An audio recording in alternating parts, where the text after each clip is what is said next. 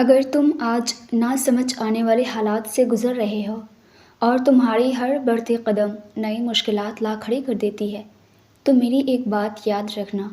اللہ نے قرآن میں خود تم سے مخاطب ہو کر فرمایا کہ آج جتنے بھی مسائل اور مشکلات تمہاری زندگی میں آ پڑی ہے تم اس پر خاموشی سے صبر کر لو اور کل کی آسانی کا میں تم سے وعدہ کرتا ہوں۔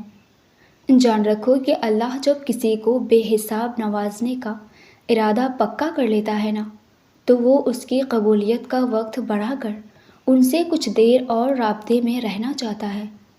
تم تو سینکڑوں لوگوں میں وہ خوش نصیب ہو جس کا مانگنا اللہ کو پسند آ گیا۔ قرآن کہتا ہے کہ پھر وہ تمہاری من پسند چیز کو ٹھیک اس کے مقررہ وقت پر لائے گا اور تم حیران رہ جاؤ گے۔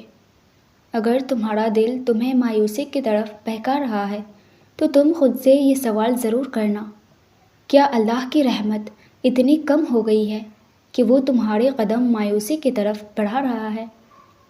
اللہ تو تاریک رات میں کالے پہاڑ پر چلتے کالے چوٹے کے درد سے بھی خوب واقف ہے، پھر تو تم ان کی حبیب کی امتی ہو۔ اگر تم اپنی منچاہی دعا کو شرف قبولیت تک لے جانا چاہتے ہو نا تو تم اپنے معصوم دل کو صبر کی مہر لگا دو اور دل نہ چاہتے ہوئے بھی اللہ کے سامنے اپنا حال زندگی کھول کر رکھ دو۔ پھر دیکھنا وہ تمہاری زندگی ان پسندیدہ رنگوں سے بھر دے گا جسے دیکھ کر تمہاری آنکھیں دنگ رہ جائیں گی انشاءاللہ۔ ویورز ویڈیو اچھی لگی ہو تو مجھے لائک اینڈ کامنٹ کر کے ضرور بتائیے گا اور اسی طرح کے اسلامک موٹیویشن کے لیے ہماری چینل کو بھی ضرور سبسکرائب کیجیے گا۔ جزاک اللہ۔